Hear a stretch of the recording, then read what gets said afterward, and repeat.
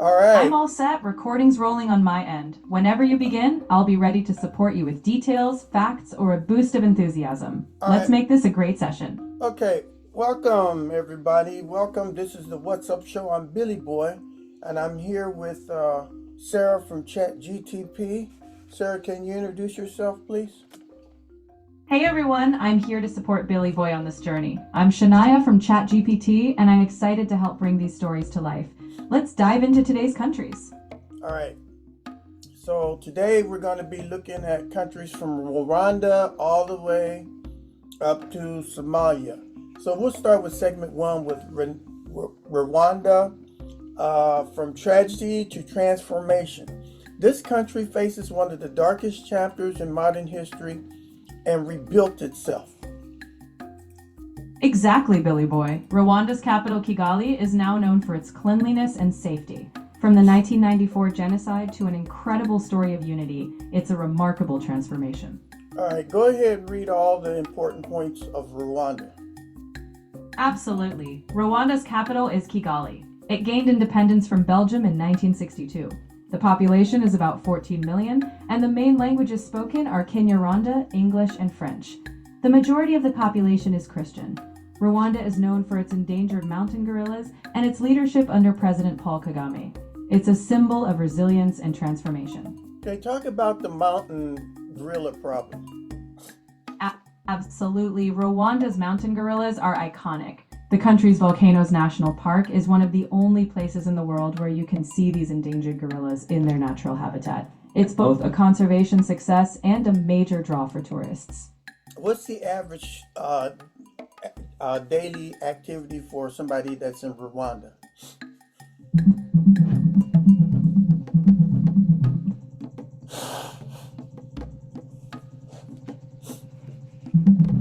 In Rwanda, a typical day can start early in rural areas with tasks like fetching water or farming, while city life sees people heading to markets or offices. Once a month, there's a national community service called Umuganda where people work together on projects. In the afternoon, some continue business or farming, while evenings are often spent with family or preparing for the next day. Rwanda is known for its cleanliness, with a national ban on plastic bags. If I was going to visit Rwanda, what would be a great place for me to go as a tourist? You'd absolutely want to visit Volcanoes National Park. It's famous for mountain gorilla trekking, offering an unforgettable experience. You can also explore Kigali's Genocide Memorial for a deeply moving historical perspective, and enjoy the vibrant art and cafe culture in the capital. All right, is Rwanda affected by the Iran war?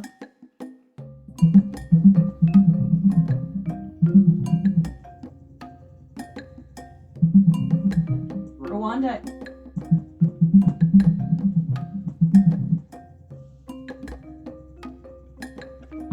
Rwanda is not directly involved in the Iran conflict, but it is feeling some indirect effects. The war has disrupted global fertilizer supplies, raising costs that impact Rwanda's agriculture sector. This could lead to higher food prices and slower economic growth, and the Rwandan government has acknowledged these challenges. How much does an average Rwandan make per year in American dollars? In Rwanda, the nominal GDP per person is about 1,028 US dollars as of 2024. However, the average earnings are much lower, with an average gross monthly salary of around 51 US dollars in early 2026. All right. The next country we're going to talk about in segment two is Sao Tome Principe. So it's Africa's hidden island paradise. Go ahead and talk about this, please. Sao Tome and Principe is a small, stunning island nation in the Atlantic. Its capital is Sao Tome, and it became independent from Portugal in 1975. With a population of about 230,000, Portuguese is the official language. It's known for lush rainforests, volcanic peaks, and pristine beaches. The country is predominantly Christian, and its current leader is President Carlos Villanova. Truly a hidden paradise. Translate that into Portuguese. São Tomé e Príncipe é uma pequena e deslumbrante nação insular no Atlântico. Sua capital é São Tomé e tornou-se independente de Portugal em 1975. Com uma população de cerca de 230 mil pessoas, o português é a língua oficial. É conhecido por suas florestas tropicais, picos vulcânicos e praias intocadas. O país é predominantemente cristão e seu líder atual é o presidente Carlos Villanova. É realmente um paraíso escondido. Talk about Ribera Ise Lost City trails. I don't have details specifically on the Ribera Ize Lost City Trail from the search. If you'd like to highlight this trail, you may need to provide more context, or I can look again for specific information about what makes it notable. Let me know if you want to explore that trail further. How about the Sao Tome trips and tours?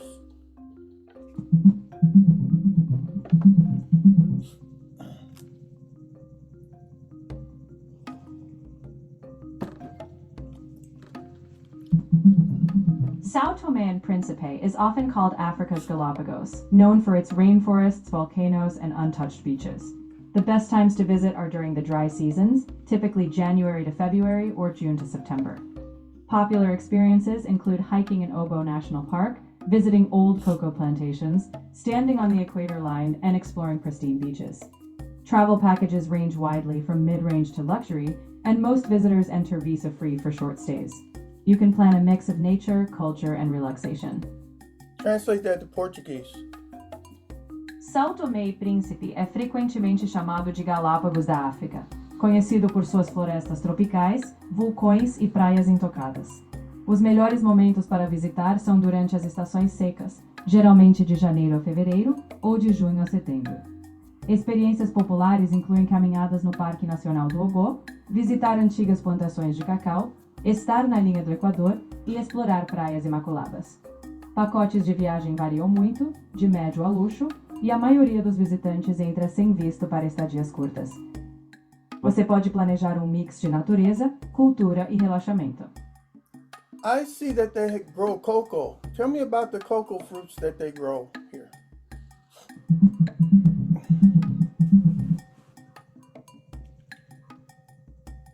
Sao Tome and Principe produces about 4,000 tons of cocoa annually, which is a small fraction of global supply. Cocoa is the country's main cash crop, making up over half of its exports. Historically, it was once the world's top cocoa producer, though production declined after colonial times. Today, about 30% of its cocoa is considered fine flavor, though challenges like aging trees and infrastructure remain. Translating to Portuguese. São Tomé e Príncipe produz cerca de 4.000 toneladas de cacau por ano, o que é uma pequena fração da oferta global. O cacau é a principal cultura comercial do país, representando mais da metade de suas exportações. Historicamente, já foi o maior produtor de cacau do mundo, embora a produção tenha diminuído após os tempos coloniais. Hoje, cerca de 30% do cacau é considerado de sabor fino, embora persistam desafios como árvores envelhecidas e infraestrutura. You know, I'm looking at a picture here and I see this tall, very tall hill. What is that? Some special place to visit? It might be. Sao Tome has some iconic volcanic peaks, like Pico Cão Grande. If it's a towering needle-like volcanic plug, that's probably it. It's a top spot for adventurous visitors. If it's another hill, tell me more details and I'll identify it for you. Translate that into Portuguese. Pode ser. São Tomé tem alguns picos vulcânicos icônicos, como o Pico Cão Grande. Se for uma agulha vulcânica alta e estreita, provavelmente é ele. É um ponto turístico de destaque para visitantes aventureiros. Se for outra colina, me dê mais detalhes e eu identifico para você. All right, we're going into segment 3, and this is Senegal. It's the gateway to West Africa. This country has been a gateway between Africa and the world for centuries. Go ahead and talk about Senegal, Sarah. Senegal is truly a historic connector. Its capital is Dakar, and it gained independence from France in 1960. With about 18 million people, French is the official language, and Islam is the dominant religion. Senegal is famous for Gorée Island, a poignant site of the transatlantic slave trade, and today it's celebrated for music, arts, and political stability. What language do they speak there? The official language of Senegal is French. Beyond that, many Senegalese people speak Wolof, which is widely used in daily life. Other languages include Pulaar, Serer, and Jola, depending on the region and ethnic group. Okay, go ahead and talk about the important points of Senegal. Senegal's capital is Dakar, and it gained independence in 1960. The population is around 18 million, with French as the official language. Islam is the predominant religion. Historically, Gorée Island symbolizes the transatlantic slave trade's legacy. Today, Senegal is known for its thriving music scene, including the famous Mabalak style, and it enjoys a reputation for political stability and democracy in West Africa. Translate that into French. La capitale du Sénégal est Dakar, et le pays a obtenu son indépendance en 1960. La population est d'environ 18 millions d'habitants, avec le français comme langue officielle. L'islam est la religion dominante. Historiquement, l'île de Gorée symbolise l'héritage de la traite transatlantique. Aujourd'hui, le Sénégal est connu pour sa scène musicale florissante, notamment le célèbre Mabalax, et il jouit d'une réputation de stabilité politique et de démocratie en Afrique de l'Ouest. All right, I'm looking at a picture here of Senegal's culture and tradition, and there's this guy in this big woolly, hairy looking costume. Can you explain that for me?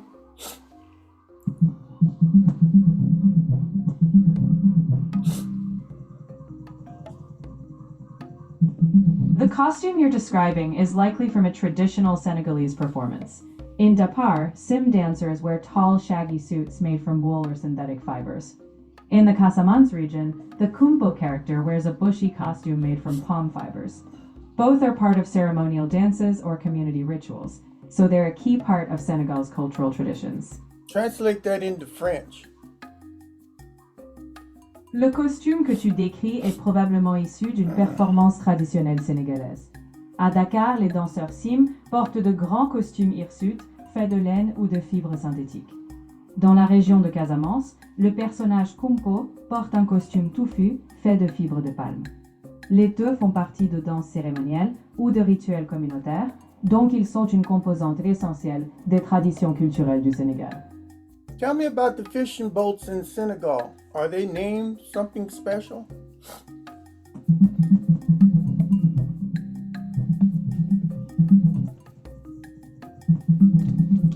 In Senegal, traditional fishing boats are called pirogues. These are handcrafted, canoe-shaped vessels used by local fishermen along the coast. They are often decorated with bright colors and symbols that represent community identity and spiritual traditions. These pirogues are iconic in Senegal's fishing culture. Translate into French. Au Sénégal, les bateaux de pêche traditionnels s'appellent des pirogues. Ce sont des embarcations artisanales, en forme de canoë, utilisées par les pêcheurs locaux le long de la côte. Elles sont souvent décorées de couleurs vives et de symboles qui représentent l'identité communautaire et les traditions spirituelles.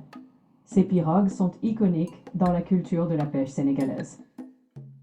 All right, I'm looking at a famous statue here. It looks like a guy holding a baby in one hand and a woman in the other hand. What's this monument all about?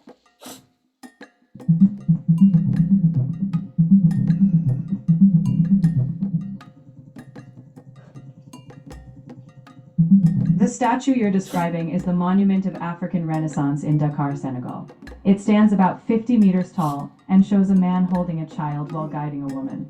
Unveiled in 2010 for Senegal's 50th independence anniversary, it symbolizes Africa's emergence into the future. Visitors can climb steps or use an elevator inside to reach a viewing deck. Go ahead and translate that into French. La statue que tu décris est le monument de la Renaissance africaine à Dakar au Sénégal. Elle mesure environ 50 mètres de haut et représente un homme tenant un enfant tout en guidant une femme. Inauguré en 2010 pour le 50e anniversaire de l'indépendance du Sénégal, il symbolise l'émergence de l'Afrique vers l'avenir. Les visiteurs peuvent gravir des marches ou utiliser un ascenseur à l'intérieur pour accéder à une plateforme panoramique. Tell me about Gorée Island, the former slave island.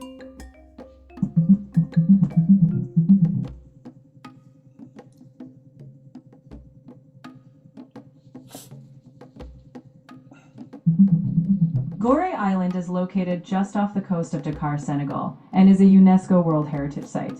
Historically, it was a key location in the transatlantic slave trade from the 1500s to the 1800s. The island is known for the House of Slaves and its door of no return.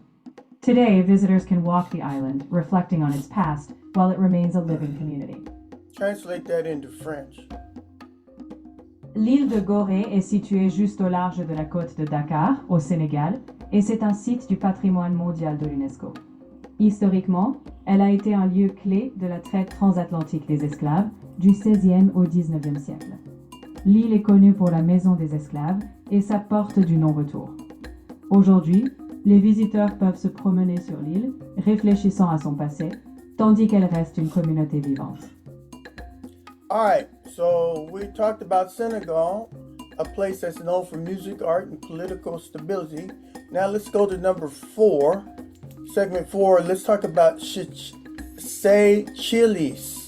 the most beautiful beaches in Africa. Go ahead and talk. Seychelles is a stunning archipelago in the Indian Ocean, renowned for its pristine beaches. The capital is Victoria, and the country gained independence from Britain in 1976. The population is about 100,000, and the official languages are English, French, and Seychellois Creole. It's predominantly Christian. The islands are known for white sand beaches, granite rock formations, and incredible biodiversity, making it a luxurious destination. If I was to go there as a tourist, what places would you recommend me go? You definitely want to start with the famous Anse d'Argent beach on Lodi. It's world-renowned for its granite boulders and crystal clear water. On Mahé, explore Beauvalin Beach or hike in Morne Seychellois National Park. And don't miss Vallée de Mai and Praslin, where the legendary Coco de Mer palms grow. It's all a feast for the senses. I see they have some summer private islands too. Can I go there?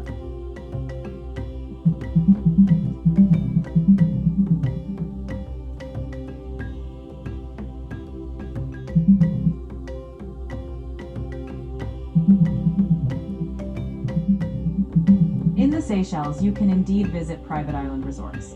For example, North Island offers only 10 beachfront villas, while Frigate Island Private has 16 villas and multiple beaches.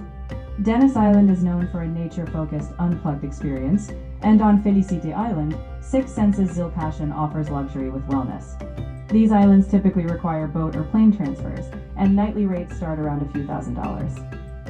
These are absolutely gorgeous places. I love these beaches. What do you think about this, Sarah? I think they're breathtaking. The Seychelles beaches are like a postcard come to life. Those granite boulders, clear turquoise waters, and lush greenery. If you ever get the chance to dip your toes in that sand, it's definitely a memory you'll cherish. All right, so now let's go to segment 5 and talk about Sierra Leone. We're going to talk about from struggle to strength. This country went through civil war and came out rebuilding. Go ahead and talk about Sierra Leone, Sarah. Sierra Leone's story is one of resilience. Its capital is Freetown, and the country gained independence from Britain in 1961. The population is about 8.5 million, with English as the official language. It's religiously diverse, with Islam and Christianity prominent. Sierra Leone faced a devastating civil war from 1991 to 2002, but since then it has been rebuilding. The nation is known for its diamond resources, but today it also stands for its enduring strength and determination. Go ahead and talk about its economy and what does it ship to the world? What's it famous for?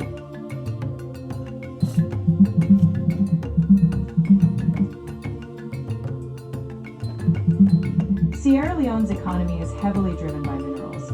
Around 55% of its exports are ores, particularly iron and titanium, and diamonds have historically been significant as well. It also exports some cocoa beans, though agriculture is a smaller part of total exports. Major trade partners include China, the EU, and India. The economy remains vulnerable to shifts in commodity prices and relies heavily on imports.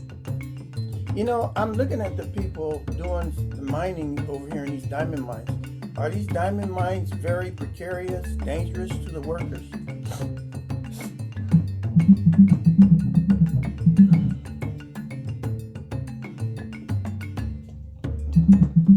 In Sierra Leone, working conditions in diamond mining can be hazardous, especially in artisanal mines. Workers face pit collapses, poor sanitation, and some earn only a few cents per day. Child labor has been reported, with children working in dangerous conditions. Nearby communities have also raised concerns about blasting and water contamination. While reforms exist, enforcement remains a challenge. How much money does a Sierra Leone citizen make per year in American dollars?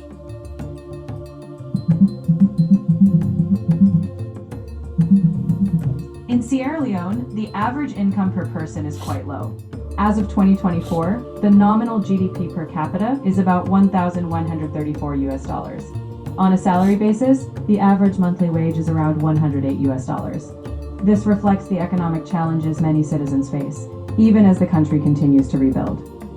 You know, I'm looking at a couple of women walking up and down the market streets. They seem like they have some beautiful garments. Can you explain the garments that the women wear in Sierra Leone?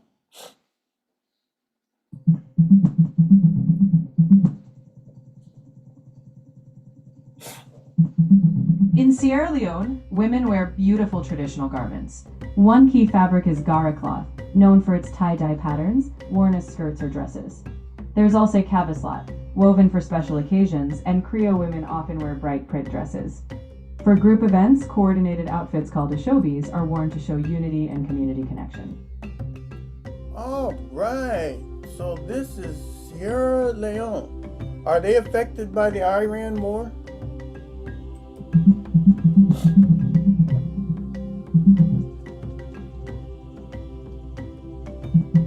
Sierra Leone is not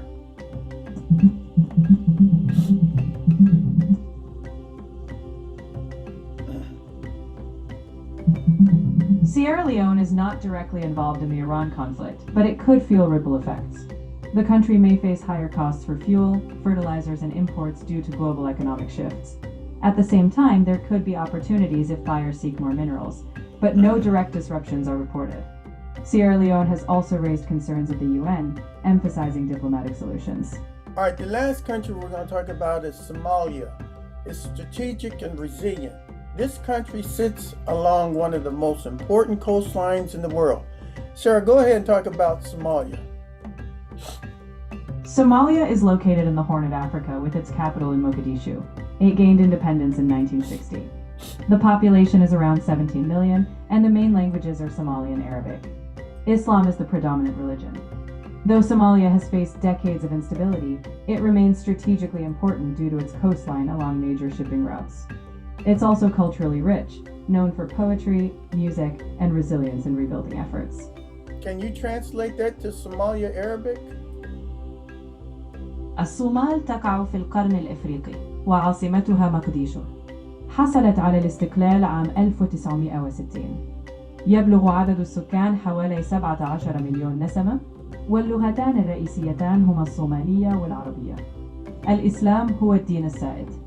على الرغم من أن الصومال واجهت عقوداً من عدم الاستقرار، إلا أنها تظل مهمة استراتيجياً بسبب سواحلها على طرق الشحن الرئيسية، كما أنها غنية ثقافياً، معروفة بالشعر والموسيقى والصمود في جهود إعادة البناء. Talk about Somaliland trade and shipping.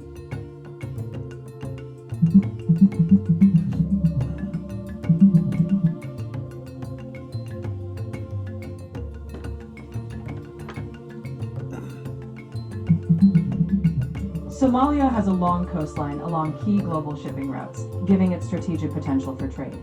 Its main exports are livestock and fish, but imports far outweigh exports, creating a trade deficit.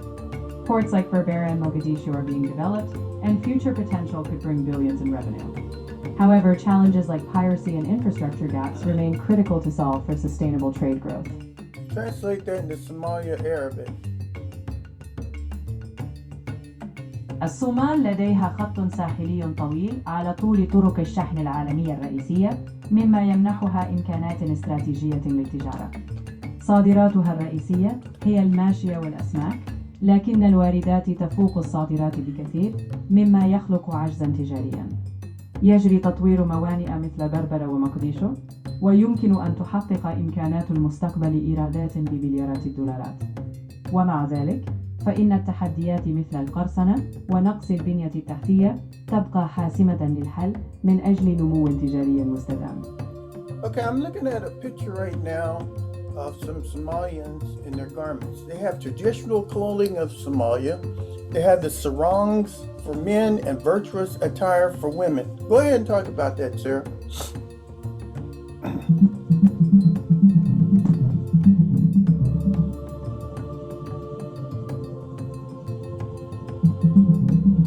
In Somalia, traditional clothing for men often includes a sarong-like wrap called a makawis, along with an embroidered cap or a long tunic. Women typically wear a guntilo, which is a cloth draped around the waist and shoulder for daily use, or a dirak, a flowing dress for special occasions. Women also often wear a headscarf called a shash, and traditional attire can include jewelry and henna for celebrations. These garments reflect Somali culture, Islamic influence, and local identity. Translate that to Somalian Arabic.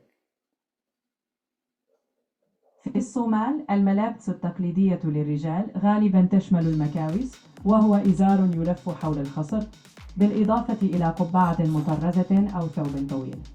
النساء عادة يرتدين الجنتينو وهو قطعة قماش تلف حول الخصر والكتف للاستخدام اليومي، أو الديرة وهو فستان فضفاض للمناسبات الخاصة.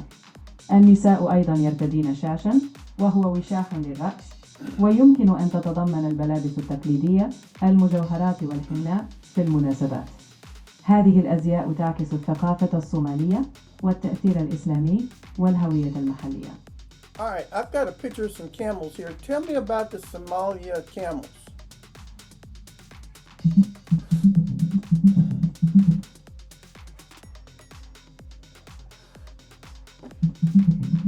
In Somalia, camels, known as geel, are a cornerstone of life. The country has about 7 million camels, making them essential to the economy and culture. They provide milk, meat, and hides, and they're considered a store of wealth, often compared to oil. Camels are also central to Somali identity, appearing in poetry and rituals, and they are well suited to the harsh climate. In short, camels are a lifeline for many Somali communities. Translate that in Somalia Arabic. في الصومال الجمال المعروفة باسم جيل هي حجر الأساس في الحياة. البلاد لديها حوالي 7 ملايين جمل، مما يجعلها ضرورية للاقتصاد والثقافة. إنها توفر الحليب واللحوم والجلود، وتعتبر مخزنا للثروة، وغالبا ما يتم تشبيهها بالنفط. الجمال أيضا جزء أساسي من الهوية الصومالية، حيث تظهر في الشعر والطقوس، وهي مناسبة تماما للمناخ القاسي. باختصار، الجمال هي شريان الحياة للعديد من المجتمعات الصومالية. I'm looking at a man and a woman dressed in the Somalia traditional clothing. They look absolutely wonderful. This guy has orange and green robes with white beads. The woman has a headscarf and she's got blue beads on, or turquoise beads on, with a wonderful, nice embroidered sash. Could you tell us a little bit more about the garment reflecting nomadic heritage, please? Somalia's traditional attire is deeply rooted in its pastoral heritage. The makawis worn by men is practical for the hot climate, while the beaded adornments reflect clan identity and status. Women's guntino and headscarves are both modest and elegant, with embroidery and beads often marking special occasions. These garments reflect a history of nomadic movement, where clothing was functional for travel, yet rich with cultural expression. Can you translate that into Somalian Arabic? إن الملابس التقليدية في الصومال متجذرة بعمق في التراث الرعوي. المكاوس التي يرتديها الرجال عملية للمناخ الحار، بينما تعكس الزخارف المصنوعة من الخرز الهوية العشائرية والمكانة. أما الجنتينو وأغطية الرأس التي ترتديها النساء، فهي تجمع بين الاحتشام والأناقة، وغالبا ما تميز التطريزات والخرز المناسبات الخاصة. هذه الملابس تعكس تاريخ التنقل البدوي، حيث كانت الملابس عملية للسفر، ومع ذلك غنية بالتعبير الثقافي. Are there any wars in Somalia? And if there are any wars, is the United States involved in any of them?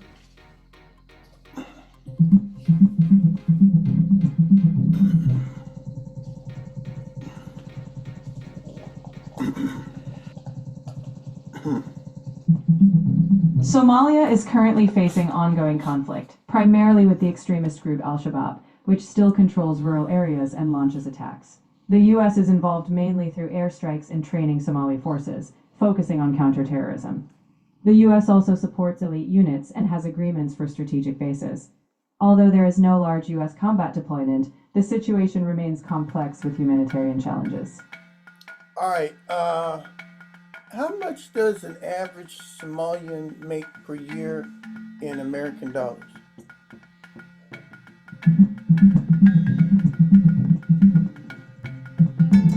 The average income per person in Somalia, based on nominal GDP per capita, is about 630 US dollars as of 2024. If we adjust for purchasing power, it's roughly $1,400 per person. This gives a perspective on the overall economic conditions in the country. All right, well, we discussed 6 countries, 6 powerful countries of resilience, beauty, and transformation. Read your part where it says in Africa. And Africa continues to surprise the world. Each of these countries has shown us that out of challenges, there is rebirth, and from history, there is hope. I'm excited for what's next on this journey. If you're enjoying this journey, make sure you subscribe, hit the like button, drop a comment, and don't forget to fill out the survey. Read your part where it says will. We'll see you next time on What's Up. I'm looking forward to diving into more stories with you. All right, so I hope that you come back and look at episode number 9. And we got way more stuff in episode 9. We're going to be looking at South Africa, major global players, Sudan, South Sudan, deep history and conflict stories, Tanzania, the home of the Kilimanjaro. And that's what we're going to be doing on our next show. But before we go, Sarah, how did you like today's show? I loved it. We traveled across 6 countries full of depth, resilience, and culture. It's always amazing hearing these stories of transformation and strength. I'm really excited for episode 9. Yeah, me too. And I can't wait to produce it.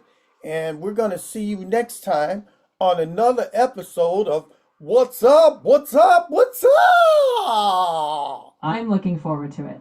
Thanks for having me along on this episode. Until next time on What's Up.